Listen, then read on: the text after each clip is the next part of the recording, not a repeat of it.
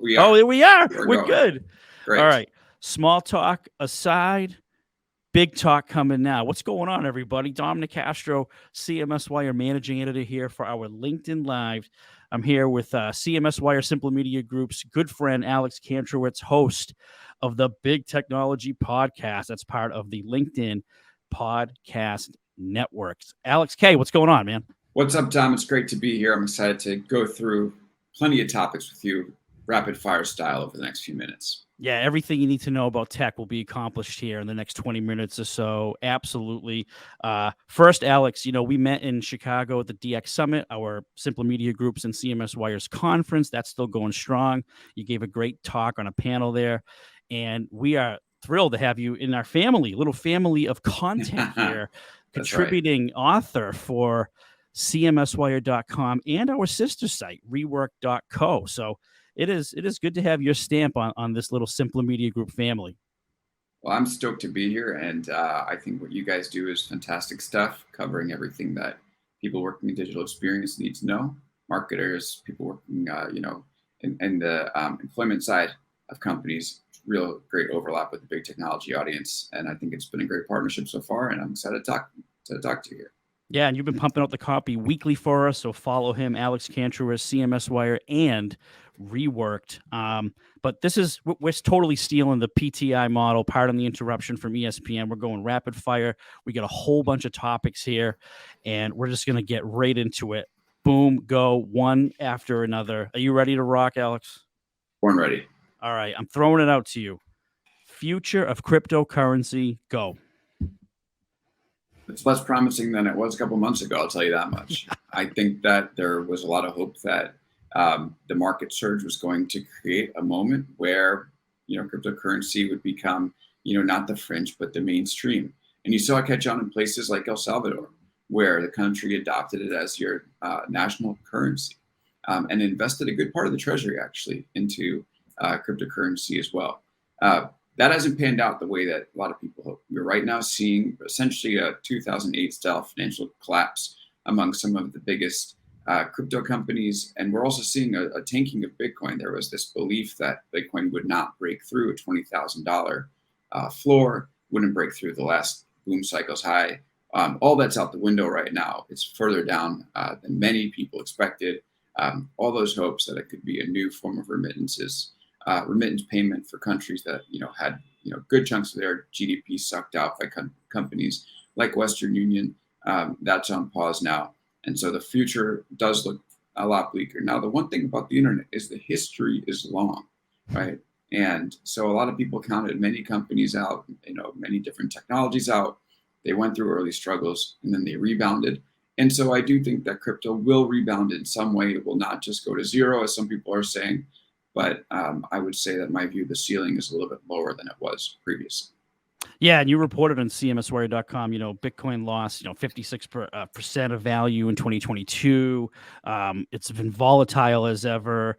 Ethereum lost 71%. Terra collapsed. I mean, you reported all this on CMSWire.com. So are you kind of seeing a little bit of a comeback from what was going on a couple months ago? For sure. No, it's going to get worse before it's going to get worse. Better. Okay. Absolutely, it's going to get worse. Yeah. And what's the final message to like a brand? If I'm a marketer, what do they need to know from this kind of volatility that we're seeing?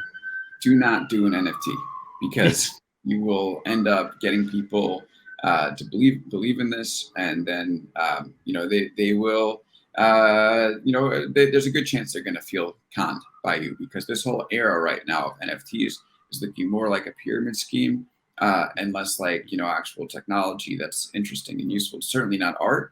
And I think if you're a brand, if you're a marketer, and you're thinking about releasing an NFT to your audience, you got to be careful, because they might loop you in with the rest of the people who are doing this stuff. And it's not a place that I want to be at this moment. Yeah. So that was the ambulance I heard in the background there. That was not an ambulance to go and try to revive Bitcoin and everything. That wasn't what was happening. There was a man coming out of that audience and speaking to cryptocurrency. And he said, call an ambulance, but not for me. Not for me. All right, rapid fire continues. Facebook, TikTok, what's going on? I mean, you wrote again on CMSWire.com that this is an opportunity for TikTok to come in here, steal some of those advertising dollars from Facebook, and you had a couple people in your article that said so. They're ready to do it. Yeah, I think that's what we're about to see happening. The most interesting thing here is that Instagram is in the middle of an identity crisis. Instagram used to be all about your friends and family. Then they said, okay, bring in your interests, right? So you start to follow interests, you follow brands, you follow even news organizations, and then you would go back and Facebook would be for friends and family. Then they said, okay, let's do friends and family instead. So that's where you were going. Then now what they're doing is they're inserting content from brands, from influencers into your feed, whether you want it or not, based off of their algorithmic recommendations. So I think there's a true identity crisis for Instagram. I think Facebook has fallen off in a big way, no matter what. It's going to be tough for them to figure that one out. And so altogether, if I'm betting on one of these companies, got to bet on TikTok. I mean, have to believe that TikTok is going to be the lead horse here. Yeah, you also think that TikTok needs to gain some ground with being intuitive, though, because it seems like the Facebook ad platform is still nice and intuitive if you're a marketer, you're a brand that wants to take advantage of it. So you think TikTok has a way to go in terms of making their platform a little more friendly for brands? Not just me. It's the brands that are telling me this, that if you're an advertiser, you're trying to look at TikTok, you just aren't getting the same level of power tools that you would with Facebook. It makes it harder to advertise on that platform.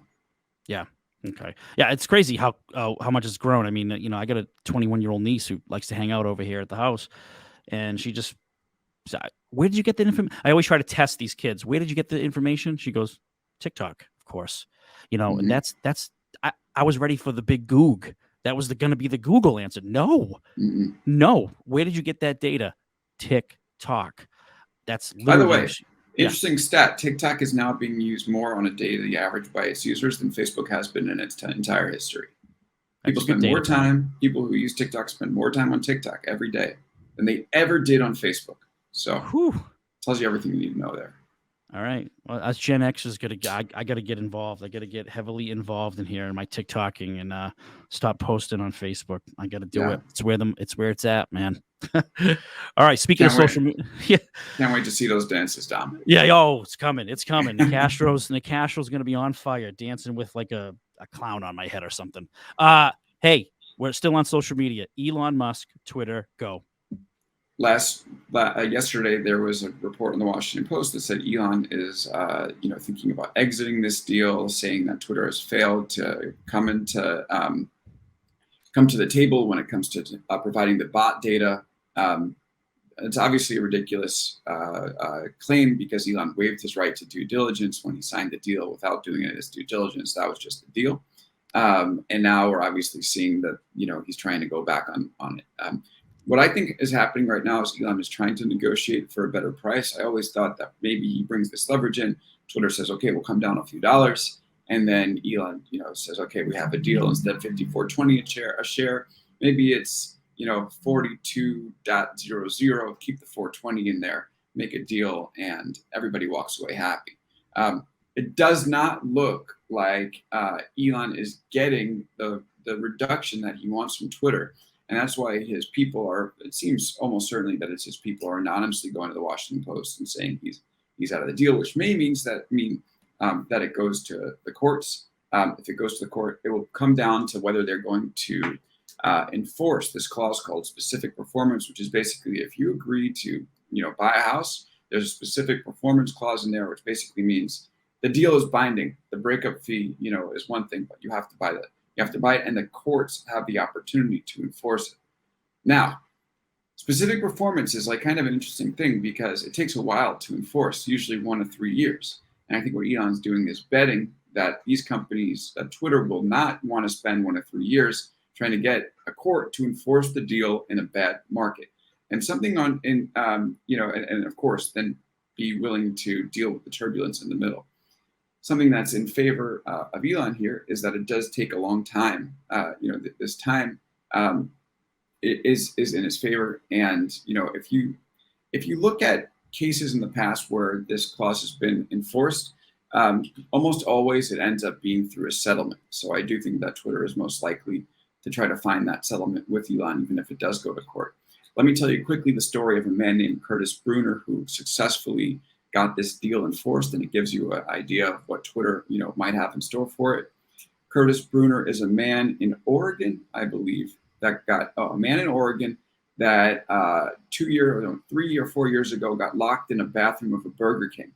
And because the staff couldn't get it Wait, is this the Humpty Dance song lyrics, or is this? This is a real story. Because Okay, the staff couldn't get him out, they said, "Listen, you can eat in this Burger King, for free for life." And he kept eating in Burger King for free until they said, "Listen, Curtis, we know you got locked in that bathroom. We know we made that promise. We can't deal with this anymore."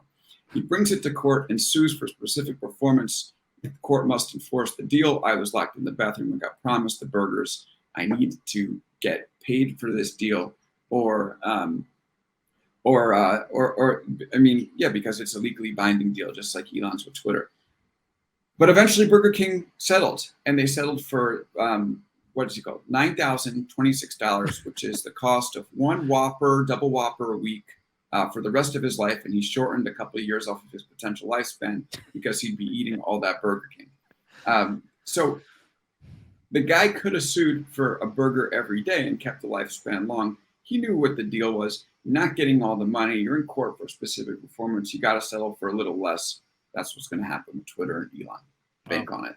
Bank on it. Bank on it. And I wouldn't even take the money. If it was like $1 million settlement, I wouldn't want financial security for my family. I would want a bacon double cheeseburger every week. Like, I'm good with that. Like, I'm sure the wife would be completely happy with that deal, I think. One quick question before we move on to the next topic with Twitter and Elon Musk. If you're a brand or a marketer, what do you want to happen with this deal and why? The truth is, you probably want the deal to fall through because what Elon has done is he's committed himself to a policy of less content moderation. We know that Twitter, when it went ham on content moderation, created a place that was much more amenable to brands. It's much better if you're, let's say you're Tide, you want your ad to be in the middle of a stream of news posts, not in the middle of a Nazi flame war. And when Twitter committed to content moderation, its revenue actually went up 37% last year. So you do want to be that brand with more content moderation. The question is, what's better for society? Maybe something in the middle, right? Where Twitter doesn't go so wild on content moderation. Obviously, it's gone overboard a bunch in the past few years. But you can't have a platform without any content moderation. That becomes 8chan, and even the founder of 8chan says he wishes there was more moderation and that it should be shut down because there's not. So that's where I think you want to be as a brand. All right, moving on. Ad blocking. It's been like 20 plus years, right, where we try to figure out what to show people on the internet, right? What to block, what to not block. We haven't figured it out yet. What's the latest in ad blocking? What's hot right now? Well, I think that this was another thing that was just completely overblown. Of course, ad blockers exist, but I think the ad blocking technology that says if you want to read this, you have to actually unblock and allow content from our site. I think that's worked well. People do unblock when they think the content is worth it. It's an exchange. They may show me the ad I get to read or watch. And overall, we thought this was going to really be the end of the advertising industry. Because all ads moving online. If you can easily block, you can block ads online. You can't block them on television. Totally overblown though. The ad industry is pretty healthy, and I don't really see that reversing at all. It's another media panic. You think so? Okay, media panic. Alex K puts the stamp on it for ad blocking. And again, the message to brands probably is, with ad blocking. I mean, what? You need to have these ads. I mean, you need to work with Google. You need to work with those browsers. But, what's the ultimate message to a marketer about ads on the internet? Run them and run them on podcasts. They work really well on podcasts. Let me just list a couple, right? You got ZipRecruiter, you got MailChimp, a bunch of others. When they advertise on podcasts, they end up kicking ass. So advertise on podcasts, and you're going to have a great business. By the way, we have some comments streaming in also. We can get to them maybe at the end or in the middle, but even right now. Some people are thinking Brad, Jessica Farrell, LinkedIn user. I see you guys, so we can hit those.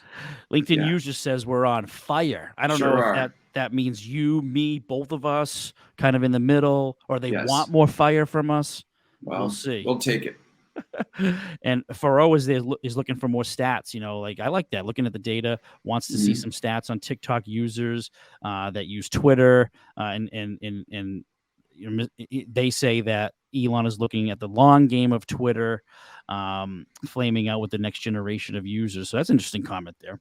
Yeah, I will say that with I think TikTok has about 1 billion users. Twitter has maybe 217 million daily. So I would say that TikTok is way bigger. And here's an interesting stat I'm about to publish in the Big Technology newsletter, but I'm going to give everybody here a sneak peek. So it's about the influence of Twitter. And I think that those inside Twitter really believe that the influence is more than it is. So the number of the week that I have coming in this week's newsletter is 69%. And that's the number of US journalists who say Twitter is the social media site they use most or second most for their jobs. This is according to Pew. Dom, do you know what the number of US adults is that say they get their news regularly from Twitter? So 69% of journalists say they use it mostly for their job. What percent of people in the US use Twitter to get news? To get their news? Well, if I'm looking at my stats, Alex, to say, wow, that was an amazing tweet, I got so much engagement. Then I look at the stats of the article. I'm going to go, so 69% journalists. I'm going to go for the people. I'm going to go down to 21. Even lower than your comment, Danielle. 13%. 13% of people use Twitter to get news. Yeah. So is it a relevant platform? Yes, because a lot of people making and breaking the news are there. But is it something that is, a wild, is it something that lives up to the expectations of the people that are on it? Certainly not. And I will note that Elon is one of the people that's on Twitter. He's an addict. He's probably within the top 1% of people in terms of using Twitter. Yeah. And so I think he got his mind warped a little bit and obviously offered a much higher degree of cash than he should have. And that's what we're seeing happen right now as he's coming to his senses. It's yeah. When the news came out that, his deal might be in peril, Washington Post, Guardian says it's in jeopardy this week. I went right to his Twitter page to see what he was saying about it. And all I saw was a picture of $7 gas prices. So I really didn't gain much insight into his thoughts on that yet. Yeah, it was $7.11 gas prices at 7-Eleven. At 7-Eleven, while I think Tesla stock was at 7-Eleven. So yeah, the universe has its way. Okay, let's do next one. Yeah, cool. All right, let's move on. We wanted to talk about Apple's app tracking transparency, the ATT, not to be confused with AT&T. No, just ATT. Right.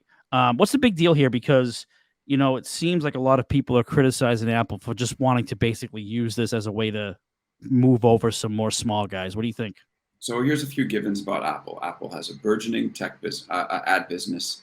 Apple hates Facebook. Apple uses privacy as a marketing tool for iPhones and MacBooks, and it works very well. And Apple introduced this ad tracking transparency maybe a year ago, and starting to really roll out over the past year. And it says, it's one of those notifications. If you're an iPhone user, it says ask app not to track. You click ask app not to track instead of allow tracking. And it severs that app's ability to track you outside of their walls. So for instance, if I have an iPhone and I'm using Facebook and I click an ad on Facebook and I click ask app not to track and I buy something from a website after I saw their site on an ad on Facebook, Facebook and that advertiser can no longer connect the fact that I saw the ad and I bought the product. That's crucial because you want to be able to optimize based off of purchases, and you can't do that when you don't know who's buying and who's not. And this has dealt Facebook a pretty serious blow. The company has already said that they're planning to lose $10 billion because of this, and it might be more. And it's not just Facebook. Snapchat has it too. You've seen the impact in their stock price. I think what's interesting now is that regulators are starting to get a whiff of this, and they're saying, hey, wait a second. You use the apps. You have the App Store. Fair enough. You cannot use this to shut out the competition, which is clearly what Apple's been doing. And I think it's the most underrated area of potential tech regulation. People talk about break them up. People talk about, fines for Facebook. I do think that the two big app stores, Apple and Google, using their power to subvert competition is what's really going to end up getting a crackdown, either in the US or in the EU, or like we saw this week in the UK. Yeah, usually it's the EU setting the standard there for regulations like that. And I think, was it Germany that is probing into Apple? I think I saw this week possibly. Yeah, it's the UK. UK. Okay, it was UK. All right. So let's go. We have 4 more subjects left, and I want to give us about 2 or 3 minutes each. Here we go. So staying on tracking and analytics. Google Analytics 4, big changes coming next July. We're within a year officially now, where the move from Universal Analytics to Google Analytics 4 is going to be complete. We had a podcast on this recently for CX Decoded, for CMSWire, and marketers, brands are a little riled up with this change. Is the noise justified? Well, let's toss it to you, Dom, because there was an interesting thing that I heard on your podcast that this might be Google's intentional way of shaking free from the smaller companies who use a lot of its bandwidth but don't necessarily deliver to its bottom line. What do you think? I'm not sure. I mean, because first of all, let's cite the stats. Google Analytics, 85% market share. Is that in line with what you hear? Yes. It's way up there. So first of all, I don't think they're going to have any trouble with retaining. I think these brands and marketers I talk to, they're so embedded into this Google Analytics 4 ecosystem that getting out seems like, there are systems out there, you press a button, the whole company blows up. And I think Google Analytics 4 Google Analytics itself has that power. So I don't see that happening. I don't see a big, mass exodus here. I think people are going to deal with the changes and just run with them. And I think that was the message from our podcast E. I think it was Brian Clifton. So that's where we stand. Well, I think you nailed it. So I think it's a fascinating move, and I learned a lot listening to the pod. So good. Happy. Good stuff. Awesome. Yeah, and he was a former Googler. He was inside and helped develop the platform there. So that was amazing get to have him. Pat myself on the shoulder. Well done. All right. Let's rank.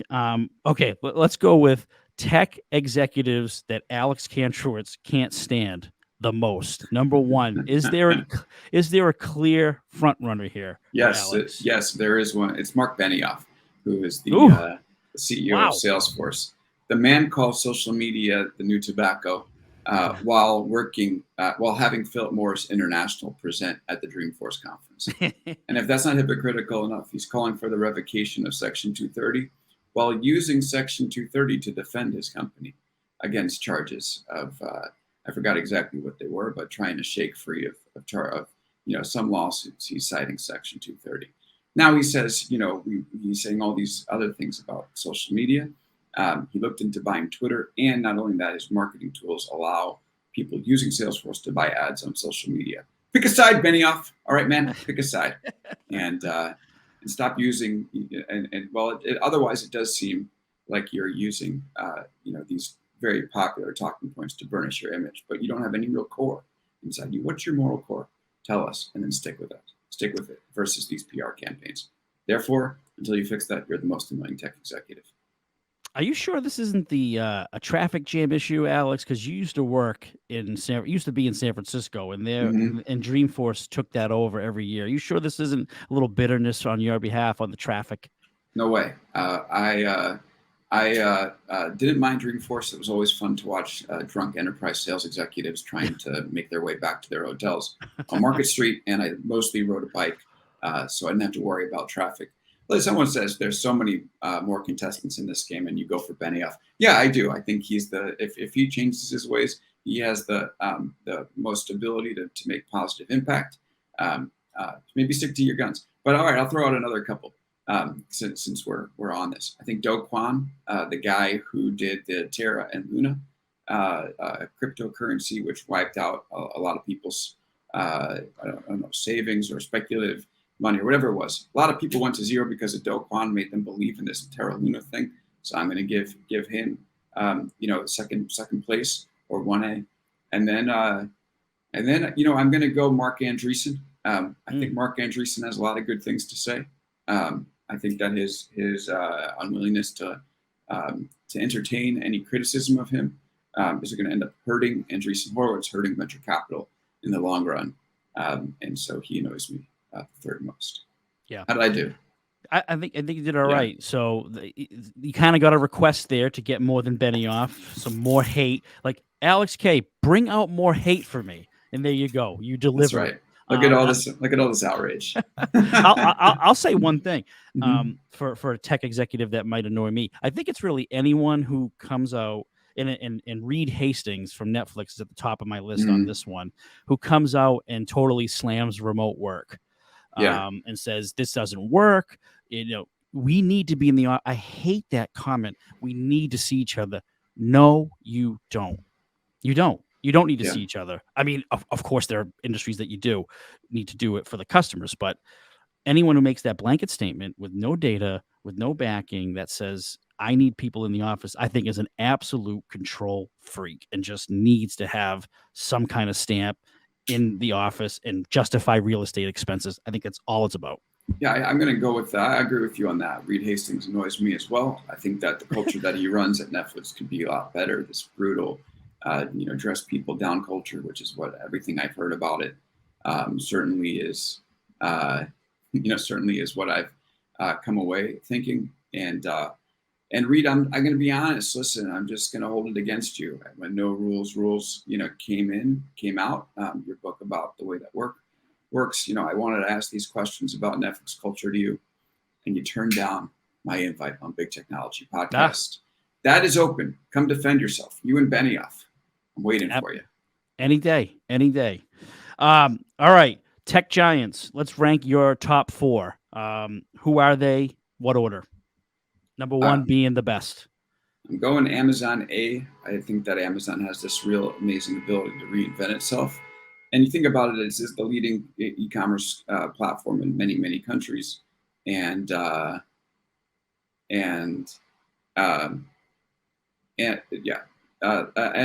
what's it called? It's also, it's the leader in cloud. I got 3 Echoes here in my house. I'm waiting for Prime Day next week to get another Kindle. So Amazon A. By the way, LinkedIn user who said we shouldn't be surprised if our LinkedIn Live is cut short. That's Reid Hoffman. We don't mind Reid Hoffman. Reid Hastings of Netflix. Mm-hmm. Yeah, or maybe it's because we're gonna rank the giants. Yeah. Oh, the giants. Microsoft is in the mix, and it's not your number 1. So. No, it's not number 1. Amazon number 1. I would say okay. Let's give Microsoft number 2. I think the company has stayed out of controversy in a pretty good way, and also it's really benefiting by being a strong player in many different areas, and not using its power for evil in the way that some others are. Okay, number 3, I'm going Alphabet. Surprisingly, Alphabet has lost. All the tech giants have lost a good chunk of their share prices this year. I think Alphabet has lost the least of them all. Of course, it's 18%, which is a lot year to date in share price. But Meta, for example, has lost 49%. So we already know they're going to be number 5. But Apple's done a pretty good job. People like Apple is not Apple, Alphabet. People like Alphabet isn't shipping. Alphabet is boring.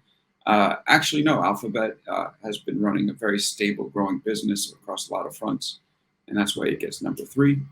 Number 4 is Apple. I think Apple. I put Apple number 4. I think it's actually what it's done with iPhone and the MacBook is extremely impressive. Just dominant sales quarters. Month after month or quarter after quarter. I think they've definitely benefited a lot from people staying home and having to upgrade their personal computers, which has led to a large sales uptick in both, MacBook and the iPhone. That's been really good for them.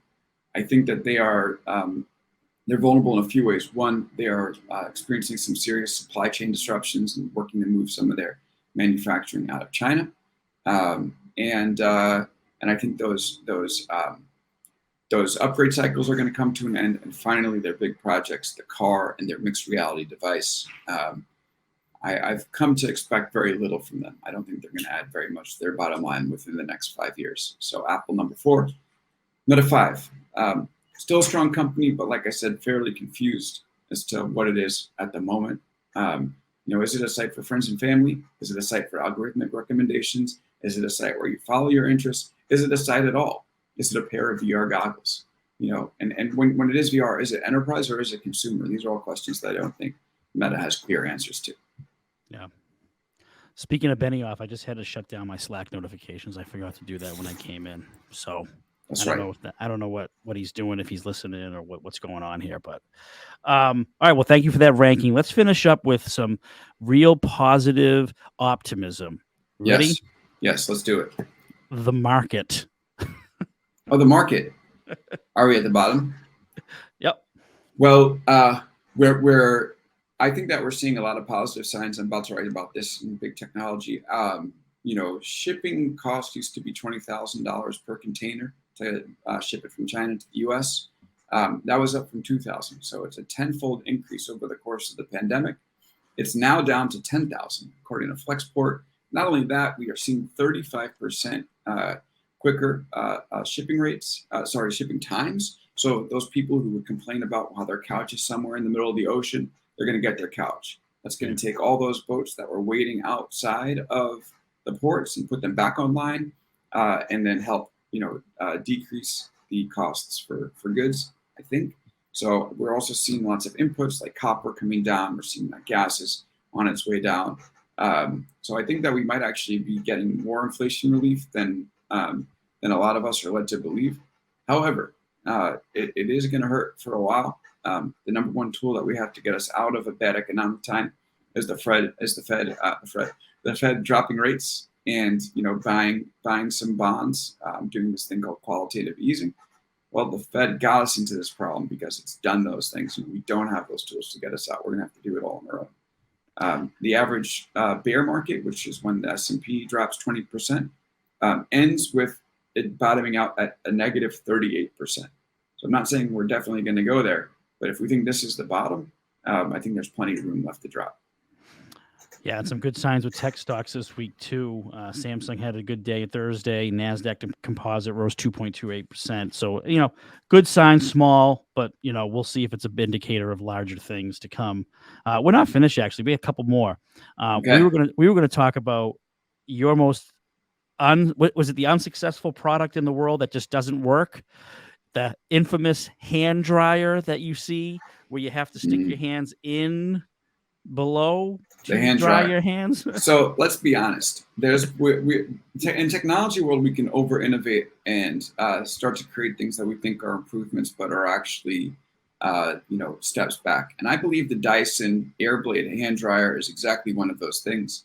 If you need to have a quick refresher, instead of like hitting the button and drying your hands like this, you actually just dip your hands like this and try not to touch the sides. You never get dry. You always hit the sides. It absolutely spread. Well, I don't know about this for a fact, but it sure feels like it spreads the germs more than it takes care of the germs.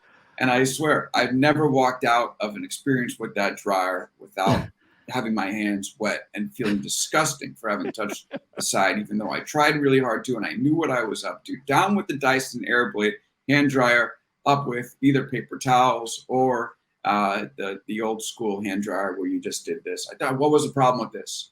I don't see what the problem is. Or if none of the above are working in the public restroom, then you just go with the old fashioned shorts. You just wipe them on the side there. You're good to go. That's right. But my big question is, with that new hand dryer, what problem were they trying to fix with the other one, the old school one that you just press the button on the side?